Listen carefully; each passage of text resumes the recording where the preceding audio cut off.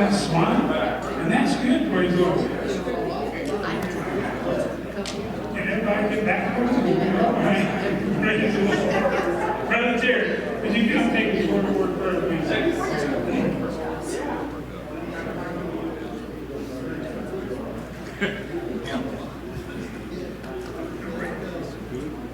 Let us pray. Dear Father, we just want to thank you for another beautiful day you've given us. Father, for your loving us, for the way you do, the unconditional love. Father, we're studying today that sometimes we get off path and we lose that spiritual lostness that we have. Lord, we praise you that you're always there with open arms to take us back, Father. No matter what we do not diminish the love you have for us, Father. Father, do this now as we continue to worship you, praise you. Pray you be with the ones that's not with us here today, Father. Just lead, guide, and direct each and every one of us, Father. Have your will done in our life. We give you the praise for it all. In Jesus' name we ask. Amen. Thank you.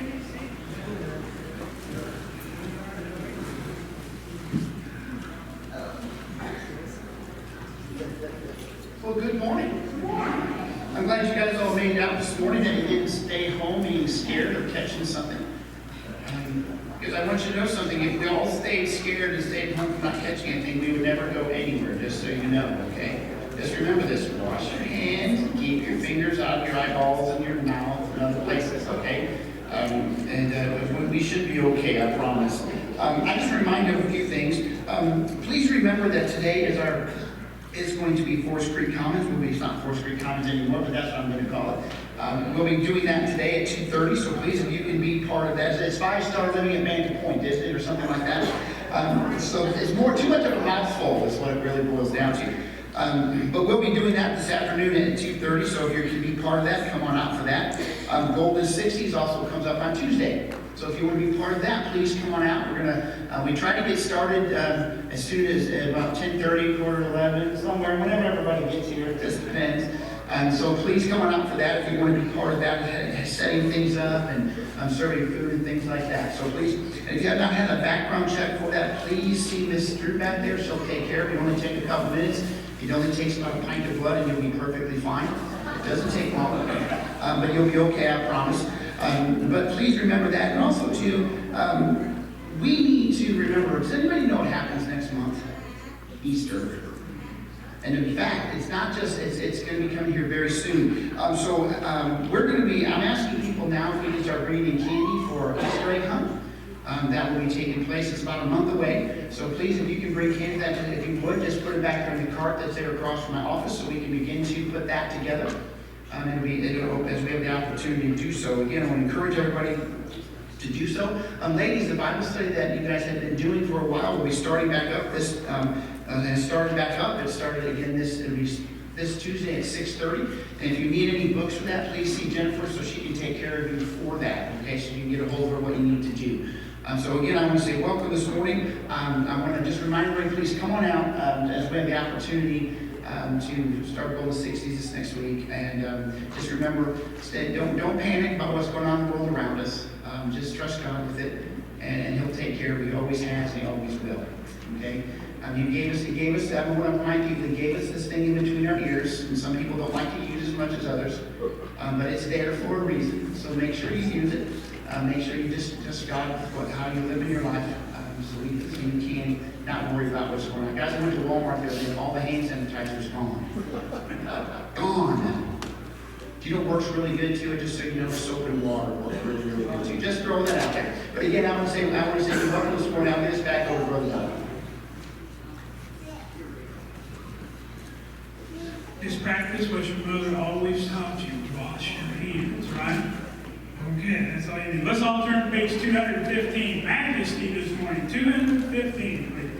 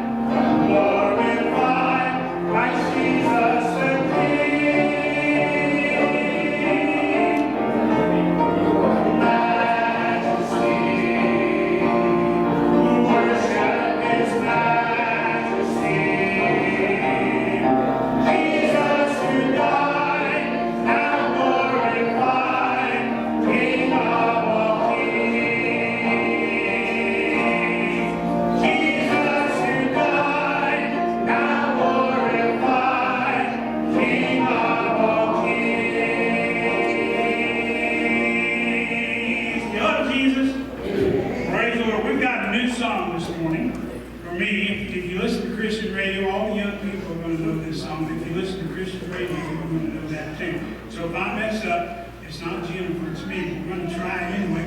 It's called 10,000 Reasons.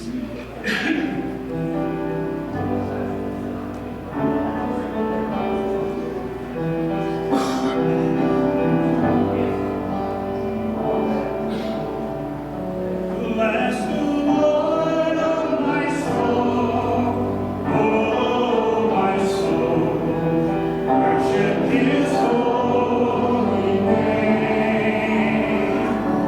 Sing like never before,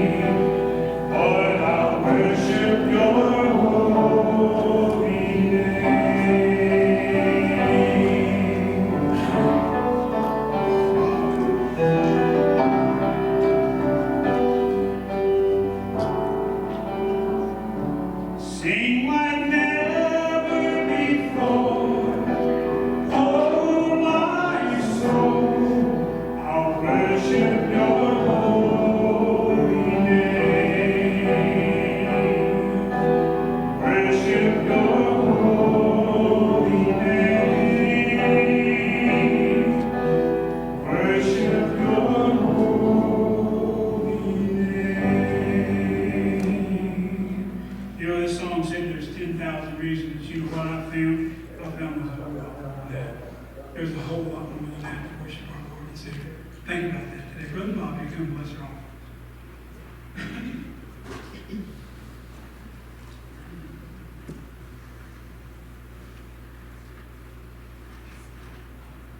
Are you like the prodigal son this morning? You need to find your way home. Have you thought about it?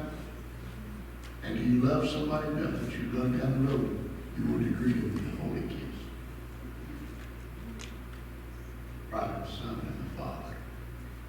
Father, we thank you that you love us that much. You're waiting on us to come back. You love us so much that you gave your only begotten Son to die for us. Thank you, Father, for this place. Thank you for your love.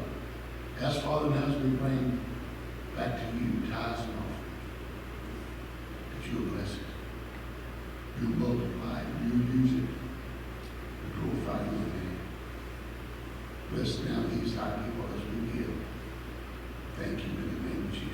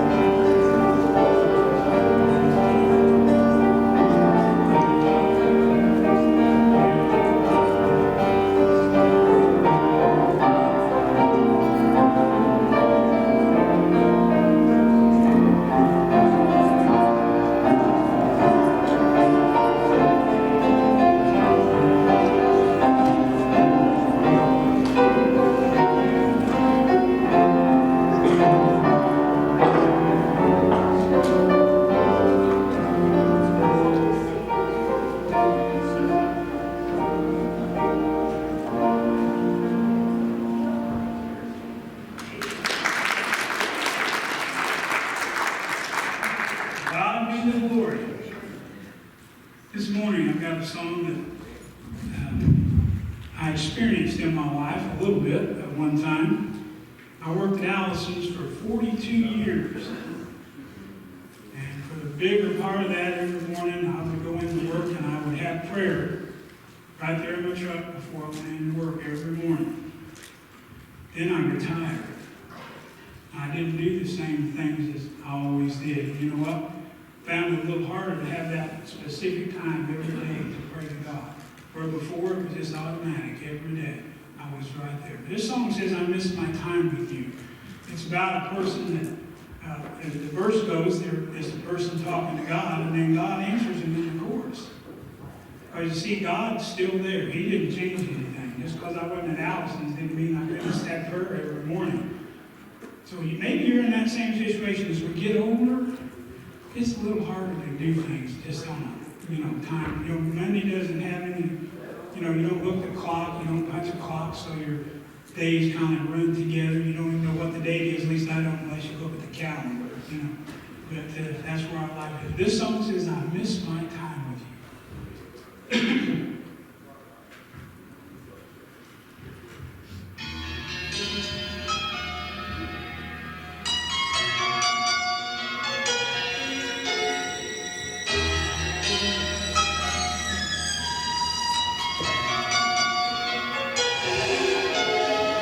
There he was, just waiting in our old familiar place, an empty spot beside him where I once used to wait, to be filled with strength and wisdom for the battles of the day.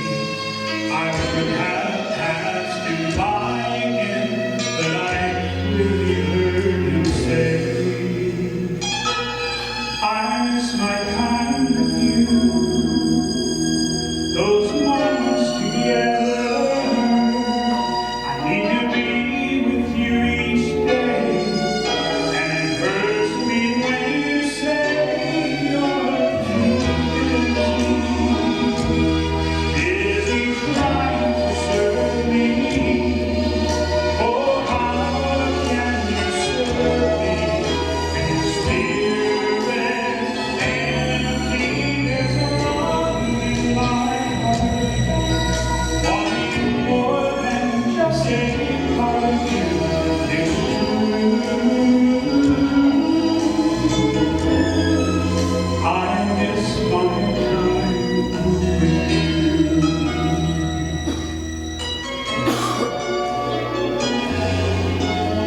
What will I have to offer? How can he truly care? My efforts have no meaning when your presence isn't there. But if you rely the power, then I'll take the time to pray. I'll stay right here beside you, and you'll never have to say, I miss my time with you, those moments together. I need to be with you each day, and it hurts me when you say you're too busy trying to serve me. Oh, how can you serve me when your spirit empty? There's a longing in my heart, wanting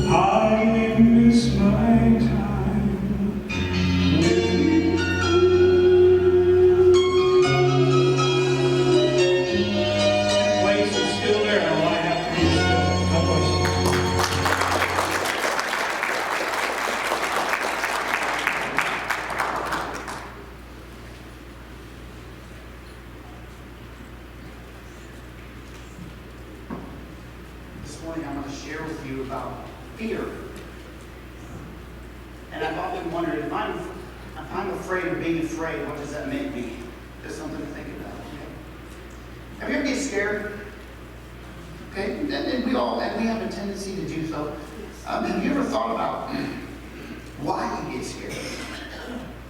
What are the circumstances causing you to get scared? Now remember, being scared can lead us into deeper problems if we're not careful. And that word is fear. Fear is something that is very much alive in many, many people's lives. And fear is very much alive in our culture today. Because I'm finding that the more and more, that the older I get, that everybody keeps talking about fear this and fear that. And I want you to know something, that our media has made everything into an emergency. Everything into an emergency. Our media tries to scare us to believing everything that they have to say is the truth. Guys, I want you to know this morning that the real truth that we need to hold on to is the truth found in the very Word of God. Okay, and I want to share this with you. I want you to know something. Jesus had been teaching his disciples for about 3 to 3.5 years. He walked with them. He broke bread with them. He did everything with them. And Jesus knew that his time was coming. Jesus knew that his time would be coming to leave this earth, to die on the cross, and go to the right hand of God. And he knew this was going to be happening. So he knew that his opportunity to teach his disciples, to continue down that path, to teach them, to get them to understand that they need to understand confidence in God. How many of you have confidence in your life? I hope that you do. I hope that you have confidence in your life. Sometimes we have to build that confidence, right? Especially the younger you are, the more it seems to take to get more confidence. But confidence is very, very important in our Christian lives. It's very important in everyday life that we have. And Jesus Christ wants us to see here this confidence that the disciples can have despite the fact that he is no longer going to be physically walking next to them. And I want you would please take your Bibles and turn with me to John chapter 16. It'll be up on your screen in just a moment. But John chapter 16, verse 32. And I want you to hear what it is that Jesus Christ says to his disciples and to you and to me this morning. And he says simply this to us. He says this. He says, "Indeed, the hour is coming, yes, has now come, that you will be scattered each to his own, and will leave me alone. And yet I am not alone, because the Father is with me." Christian, I want you to know there's many, many books out there that people have written. And they write these books about promises that the Bible gives us. And they write these books about to help you and I to be encouraged. I want you to see something here. Jesus Christ says, you know what? He says, I'm not alone because the Father is with me. As a Christian, the Bible tells me that the Holy Spirit lives within me. I am not alone. Christian, you are not alone. Church, we are not alone. We must remember this. Now, I want you to see what else he has to say just down there, right there in John chapter 16. Just go down to verse 33. He says this, "These things I have spoken to you, that in me you may have peace. In the world you will have tribulation, but be of good cheer. I have overcome the world." Now, here is Jesus Christ getting ready to, literally, he was going to be giving up his life for you and for me. He's ready to give up his life, and he is there to encourage his disciples. I want you to be encouraged this morning, despite all the things going on around us, all the negativity that we see, everything that is going on. We need to remember that he says he has overcome the world. He has overcome this world, and the world cannot overcome him. So many people have this defeatist attitude, that there's nothing we can do about anything. There's nothing we can do. I want you to know something. We serve a God who created everything. Since he created everything, he can do anything that he wants to, and he chooses to use you and me to accomplish those things. So do not be afraid to trust him. He says, I have spoken these things to you so you can have peace. How many Christians out there, and I've seen Christians just recently scared, no peace that is there. I want you to know what happens in your life and in my life when fear comes in and fear grabs a hold of you. Fear will suck the very life out of you. Okay? So don't allow it to come into your life and destroy who you are and who you can be for God. Here's his disciples that had a face-to-face ministry with the Savior of the world for 3.5 years. And here he was saying to them, don't be afraid. You don't have anything to worry about. Christian, we don't have anything to worry about. We need to remember who we serve, and we serve a God who has overcome the world. In 1 John chapter 5, verses 4 through 5, John wants us to remind us that we have victory. I've met people who say they don't care if they win. I don't believe when somebody says that. You know, the very fact that they say that they don't care that they win means that they care that they lost, right? So the reality is that every one of us like to win. Christian, you are a winner because of what Jesus Christ did on the cross and what he did off the cross, by getting off the cross and sitting at the very right hand of God right now as we speak. We have victory because he has overcome the world. And as you look around the world, there's a lot of things that can really come in, and it truly will try to mesmerize us. It will truly try to put us down. It will truly try to get us to believe the lies that it teaches. That's all that it knows. And he reminds us of this. You know what? He says, you don't have to fear anything. Fear will cause you to be debilitated. Fear will cause you not to be able to be and do anything in your life. So don't let the fear that you may have in your life right now come in and destroy those things. So what is it that we should fear? If we're not supposed to fear, now I want you to know something. It's easier said than done, right? Okay, it's easier said than done. But I want you to know what is it, and who should we fear? What is it that is all about? Jesus Christ, in Matthew chapter 10, verse 28, I want to read that to you. It won't be on our screen because I did not put it there, but I want you to see here, in Matthew chapter 10, verse 28, I want you to hear what Jesus Christ says, who it is, or more specifically, what it is that you and I are truly supposed to fear. I've heard people say before that there are missionaries who lost their lives. And that they came in and they told them, there's many stories out there, and they told these missionaries, either you denounce Christ or we'll take your life. And said, don't threaten me with heaven. Okay? We need to understand is that we don't have to fear what this world can do to us. But again, in Matthew chapter 10, verse 28, it says this, and do not fear those who kill the body, but cannot kill the soul, but rather fear him who is able to destroy both soul and body in hell. So who is it that we really should fear? We shouldn't fear anything that this world throws at us. But the one who the world seems to always want to dabble with, the one who the world always seems that it's okay to play with around with, that's Satan. Okay? He says, stay away from him. Can he take your life physically? Yes. If you're a Christian, he can't take it. But boy, he'll try to take anybody's life that he can, both physically and spiritually, if he can get away with it. And you see, this is what Jesus Christ wants us to understand. Satan did not die on the cross. Satan did not rise again on the third day. And Satan most certainly is not sitting on the right hand of God right now. He has no victory.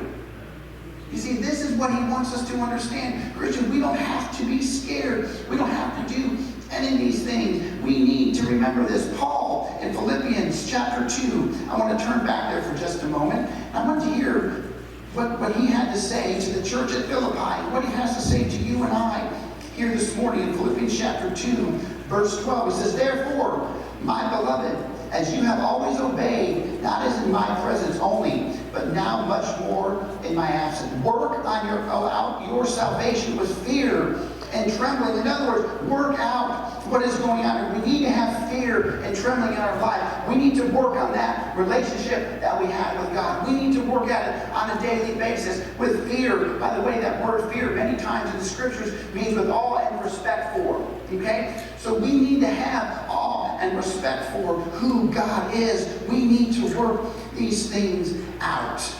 But one of the things that we have to remember is do we really understand our enemy? Do we really understand what fear is really all about? Do we understand how fear wants to destroy and how fear wants to control us? And guys, listen, I want you to know something. Fear will control what we do or do not do as a church based upon how fear is spread around the people of God. And it happens. It happens. So one of the things we have to understand is let us see some things that we can grab a hold of so we can define what it is. Well, first of all, the dictionary defines fear this way, okay? It says this, it is a feeling of agitation and anxiety caused by the presence or imminence of danger. That's one way that is there. And the second one is extreme reverence or awe as toward a supreme power. Okay? Okay, a supreme power. So let's take a look at this for a moment. If you guys, I'm going to share with you a whole bunch of verses from the book of Proverbs, but I'm not going to go and turn there to you. I'm going to give you the reference so you can look that up. But the first thing here that we have to remember is in Proverbs chapter 1, verse 7, there's certain times we need to have fear in our life. And in Proverbs chapter 1, verse 7, it says, "For the fear of the Lord is the beginning of knowledge." Wisdom and knowledge, right? So one of the things we need to remember is that fear, we got to understand this. So then, is the fear that Satan wants us to believe, is that full of wisdom and knowledge of God? No. But you see, the Bible speaks of this fear that we need to have this awe, this respect for. Proverbs chapter 8, verse 13 tells us we need to fear the Lord, and when we fear the Lord, it'll cause us to hate evil. Now remember something, we're not supposed to hate one another. Okay, this is something that we have to remember, that we are not supposed to hate one another, but we are supposed to hate behavior that is contrary to what the scriptures teach. We're not supposed to hate one another. But if you and I, if we don't have this love for God, if we don't have this fear for God, if we don't have it, then it's impossible to do that. But when we have a reverent respect for God, a reverent respect for God's word, a reverent respect for who He is, we will hate the evil that is out there. That is Proverbs chapter 8, verse 13. Something else that you and I need to remember and understand about who this evil is all about. In Proverbs chapter 16, verse 6, it says, if you and I fear God, do you know what Satan has to do? He has to flee from us. Do you realize how awesome that is? We need to remember, Satan can't have no place in your life, in my life, in the life of the church, when the light of Christ is shining, because he cannot put it out. I've heard it put this way before. No matter how dark the darkness might be around us, the light of Christ will always shine through. We need not to be afraid. We need not be afraid from what's going on around us, in our communities, in our culture, in the world that we live in. Nor do we need to be afraid of how we serve God.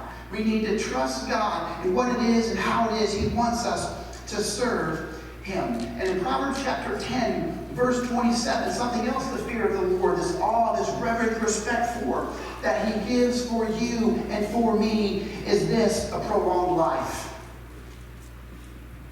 When I had a funeral this past week, this young man who passed away was 39 years old. 39 years old. I've had services over the last several years from a little tiny baby who was about 6 or 7 months old, all the way up to 100 years old, and everything else in between. And usually I have found that the hardest services to do, there's two. Number one, if you're not sure if the person is a Christian. But number two is how old that person might be. And let me tell you something, we all think about it. We all think about it. And especially when we see someone who is 39 years old there, who has passed away, who shouldn't be there. But choices in life, nonetheless, cause. You see, we need to understand in our life, a prolonged life is fearing God. And one of the things that happens for us when we fear God is we will do our very best to live the life that God wants us to live. We need to understand that there's going to be times in which we do silly things. There's going to be times in which we do things and we say, why did I do that? But I hope that you can say that those types of behaviors don't fill your life. But there's this occasional blip on the radar. You see, we need to remember to fear God, and it will allow us to have a long life. But this next one, I want you guys, or every one of you, to write this passage down. Proverbs chapter 19, verse 23. Okay? In fact, you know what? I'm going to go ahead and turn back there. I want you to see something. The thing that we need to remember that God wants us to have by fearing Him. And guys, I want you to know something. There are so many people out there, so many Christians that go along. There's zero fear. There's absolutely no fear of God. But let us remember what else it'll bring into our lives. Again, Proverbs chapter 19, verse 23. Listen to what it says. It says, the fear of the Lord leads to life, and he who has it will abide in satisfaction. He will not be visited So underline the phrase, and he who has it will abide in satisfaction. Okay? How many of you guys, when you go to a restaurant, when you go somewhere, they say, hey, would you go online and fill out this satisfaction survey? How you felt about your service. And someone might say to you, hey, you know what? If you do that, I have the chance of winning $500. I heard that not too long ago. Not me, but the person I'm filling it out for. Okay? So they wanted me to have a satisfactory visit with them. In other words, they wanted to make sure that I was treated well. They wanted to make sure that I was happy. Christian, there's way too many of us going through life and we're not satisfied and we're extremely unhappy. You see, one of the things here that we have to remember as Christians is that we fear the Lord out of awe and respect for Him, that we can have these things in our life. We need to have a satisfying life. And also there, the second part of that verse, it reminds us here, it says there, that in the Hebrew language it is written, it literally means that it will spare us from much evil. The fact of the matter is I will never go to jail for robbing a bank. Do you guys know why? I'm never going to rob a bank. You know, I can say that with 100% certainty it's not going to happen. You see, so that evil will never come into my life. Now, can I do other things where things can get into my life and cause problems? Sure. Absolutely we can do so. But if we are fearing God and out of respect for Him, and awe and respect for Him, those things that will come around us have a lot less of a chance to inflicting pain into our lives than as if we're out there looking for it. When I remember,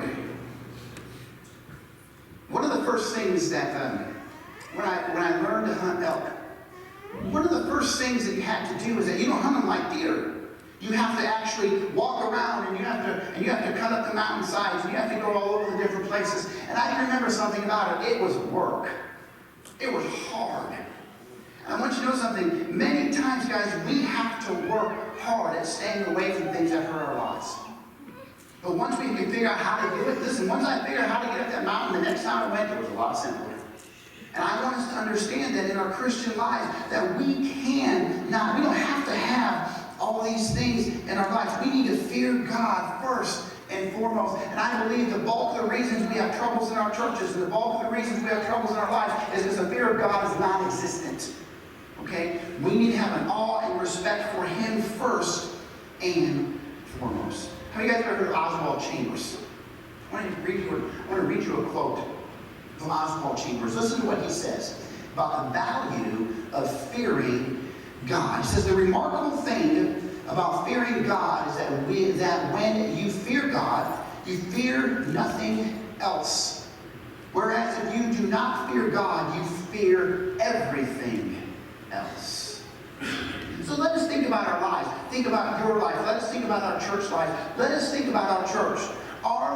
Do we have fear? And if we have fear in our life, we're only going to be focusing on the fear that's around us. If we have that total remarkable thing about trusting God in our lives, the fear part will go away. Because God says, I bring what? Peace. I bring peace into our lives. Has anybody ever thought about the top 20? I'm sure you've all thought about the top 12 fears. Have you guys ever thought about the top 12 fears? Okay, I'm going to ask one of you if you can come up here and speak. Anybody want to come up here and speak right now? Anybody? Nobody? Why not? What's the problem? That's the number one fear. Speaking in public. Okay? In fact, it's very interesting that about 40% of us sitting here right now will never do it. Okay? 40%. That's a lot. So scared of that. How about this one? How many guys are scared of heights? It's okay. The heights don't bother me. It's the part when you fall. You know? Actually, you know what? I can't stand heights. As long as I'm not looking down, I'm okay. But once I get up to where I'm going, it's a lot better. My brother-in-law said, come on, let's carry the shingles up the ladder. I said, not happening. Okay? But once I got to the top, I was semi-okay. You guys ever put shingles on a roof? I know, Bill, you put shingles on a roof before he does it. And you know what? He says, come on, let's go to the very edge. You guys know how far down it is off a roof? Okay? I mean, I just don't want to do that. So the fear of heights is something that people worry about. Now, this next one I know I have in my house. Okay? I have this fear in our house. Insects and bugs. And if you don't believe me, I can hear, there's a spider.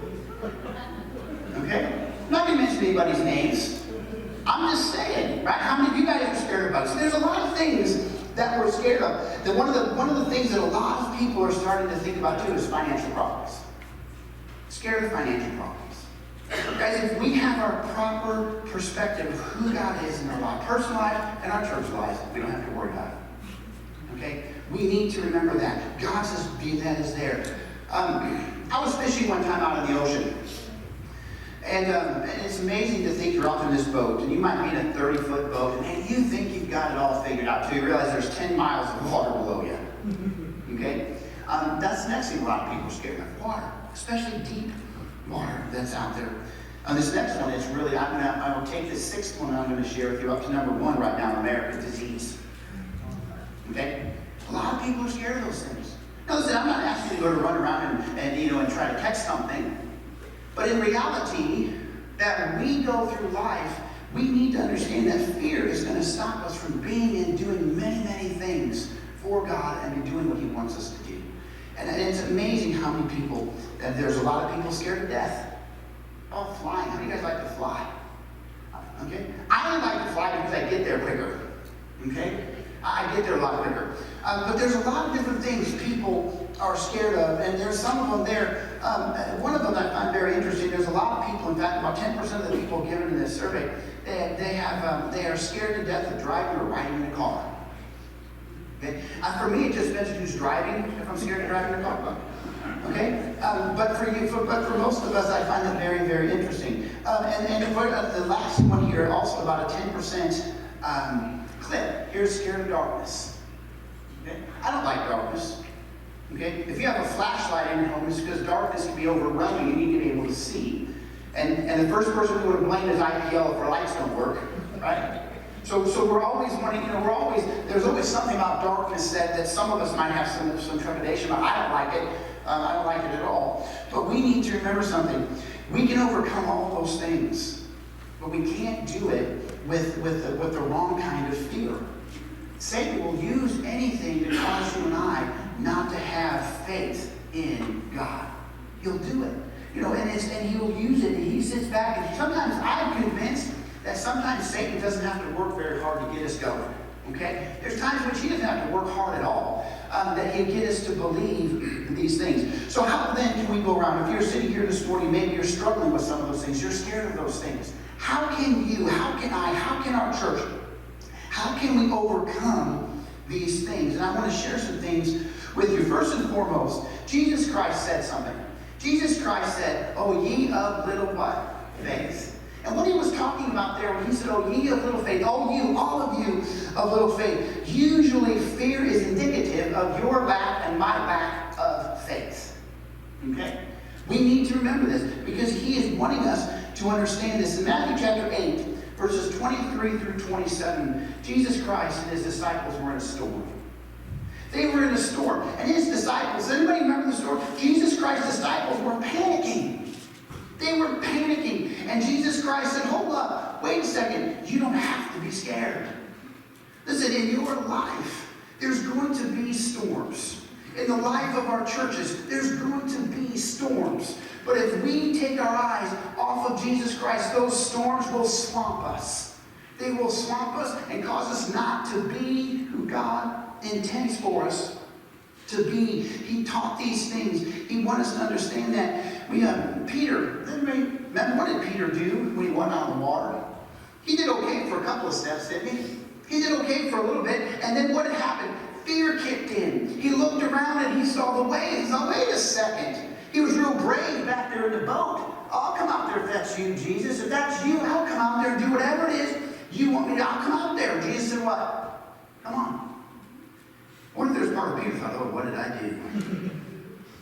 See, when you and I challenge, put Jesus to the test, he's always going to say to us, "Come on." Okay? You see, here's Peter. Peter went out there, and the moment that Peter took his eyes off of the Lord, guys, the moment you, the moment I, the moment our church, we take our eyes off the Lord, we will sink. We will sink. This is what happened to Peter. Don't sink. Put that fear. Keep your eyes on God. Let us never, ever forget that. Peter went out there, he faltered. Now listen, you might be sitting there saying, "What am I supposed to do?" Jesus Christ said that. Peter said this to Jesus. He said, help me. Help me. I'm drowned, help me. As a church, as individuals, we can say, help us. Lord, we don't know what to do, help us. And do you know what he did to Peter? Went there, took his hand and picked him right up. You see, Jesus Christ works that way in your life. He will work that way in the life of his church. It's been put this way about fear. Fear is simply unbelief parading in disguise. You see, fear will consume us. Don't let it consume who you are. Don't let it consume who we are. Don't let it consume us. If we said, Lord, I want to walk on the water, let's keep walking on the water. Don't worry about the waves going on around us. Don't worry about people's attitudes being thrown at us around us. Don't worry about people's opinion about what we should or should not do for God. Make sure we understand that the fear of God, that respect that we need, will cause us from not to sink. And that's what we need in our lives. So Jesus Christ does a couple of things. I want us to take our Bibles and turn to Matthew chapter 28. Okay? Jesus addresses some fears. And I want to address fears in your life, in my life, in the lives that we have going around us, especially today, as we have so many fears that are just simply consuming our culture. Matthew chapter 28. If you're very familiar with the book of Matthew chapter 28, you're going to know that this is the Great Commission. In Matthew chapter 28, but I'm going to focus for just a moment on verse 20. In fact, the latter part of verse 20, where Jesus Christ says this, I am with you always, even to the end of the age. I was thinking about this passage, and then I was reading about this, and David Jeremiah said this. He said this very simply to us. It is often because that we do not really take Jesus at his word when he says, I am with you. You see, we see the disciples Jesus was speaking to the 11 disciples. It tells us there in verse 16 that he was speaking to them. He said, you don't have anything to fear. I am with you always. Not just when times are tough. Not just when things are going good. He said, I am with you when they're going good, when they're in the middle, and when you think they're going bad. I'm with you always. And those disciples, I don't know if you've ever done this before. If you have the opportunity, maybe we can do this sometime on a Wednesday night. But you know what? See how the disciples lost their lives. Okay, it was grotesque, some of them. And they lost their lives. And guess what? Because they took what Jesus Christ said, that you will never be alone, I am with you always, and they lived it out. Now I'm going to challenge all of us, myself included, all of us. You know what? Let us remember that Jesus Christ said, I am with you always. I am with you always. We always forget about that part of the Great Commission. We always go back up to verses 18 and 19, especially 19. And Jesus Christ says, this is what your job is. But we need to remember that he says, I will never, ever, ever leave you. I am with you always. See, that is something that we need to remember.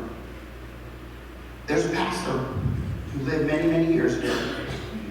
His name was Harry Emerson Bostic. And he said something very, very interesting.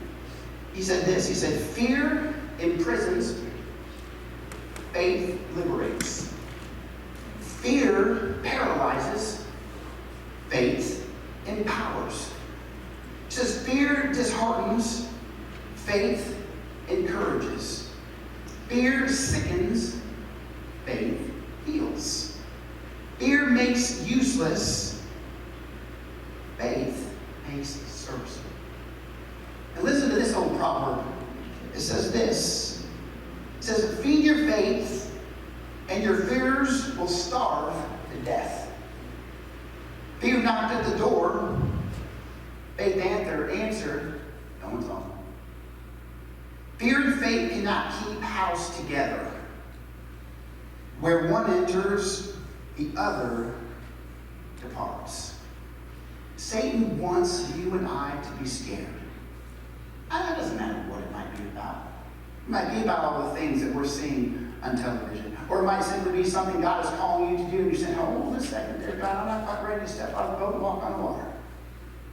But you see, God doesn't want us to have that fear that is there. And I want to encourage every one of us, let us make sure that we don't have that fear.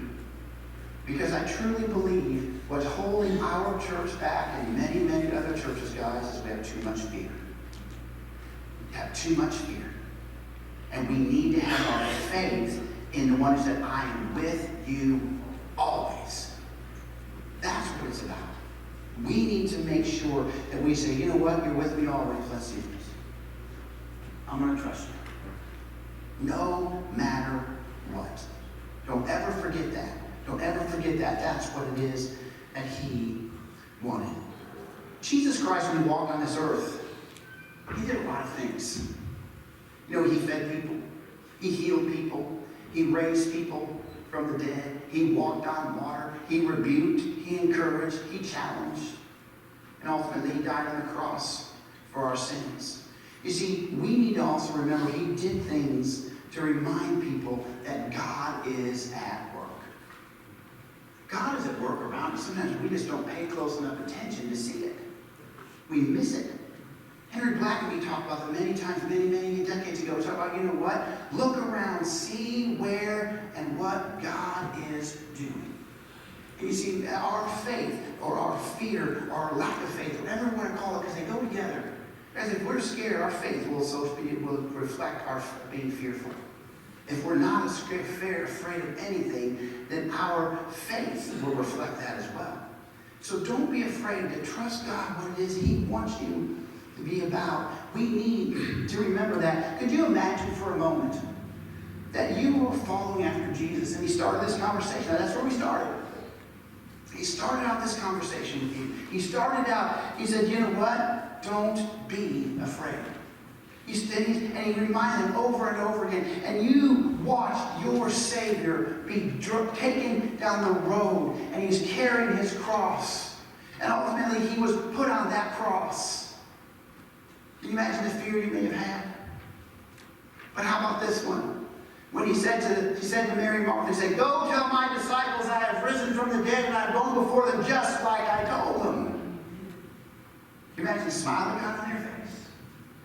So let us together, let us hear right now. See, I'm not going to fear. I'm not going to fear. I'm going to trust God with it. I'm going to trust God with that fear that I have, that struggle that I have. Because I'm telling you, if you and I grab a hold of fear, it will grab a hold of us back and it won't let us go. He doesn't want us to do that. God doesn't want us to live that way. Let us make sure we remember just that. So in closing, how do you and I really truly overcome fear? Remember I told you earlier, everybody wants to win. If you're a Christian here this morning, you've won. And the victory that you have in Jesus Christ should be a reminder of taking away any fear you might have. What do you need to do with that this morning? What do you need to say to God? Because he's the one who will take it away. Will you trust him this morning? No matter what it is he may want you to do. Right? Let that fear be driven away so you can be who God made you to be. Brother Don, would you come?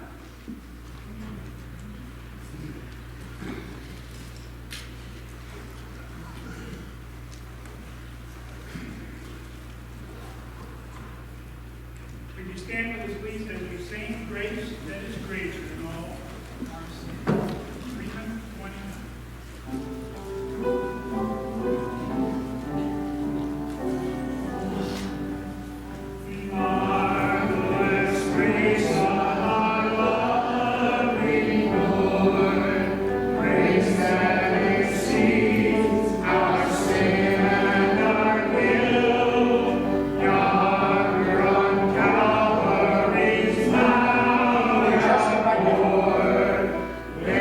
No matter what it is you might be struggling with,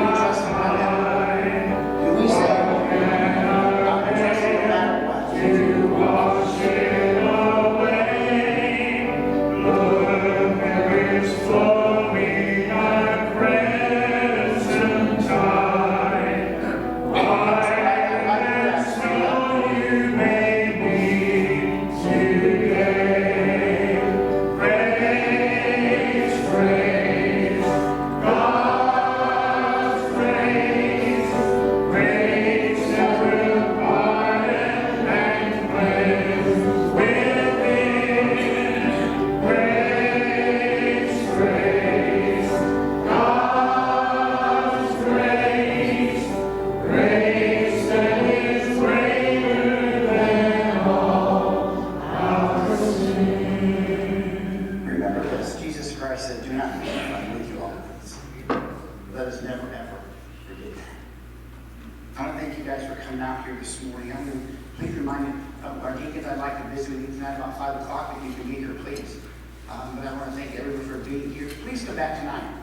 As we have the opportunity to worship together again and spend more time looking into God's Word. Again, I want to say thank you for being here. I'm asking for the Don to close the word prayer for us. Would you bow with us, please? Father, we do thank you this morning. That grace, Father, is greater than any sin that we've ever committed. Father, the word we've heard today, not fearing. God, every time an angel appeared to someone in the Bible just about, one of the first things they always said was, fear not. God tells us that today. All we have to do is trust in Him. God is not a problem. There's not a situation in this life. And God, He will get us through if we just trust and have faith. We thank you for your love. We thank you for your grace. Pray that you just remember the prayer request that we lifted up to you this morning. Be with us now as we depart, and Lord, forgive us where we fell short.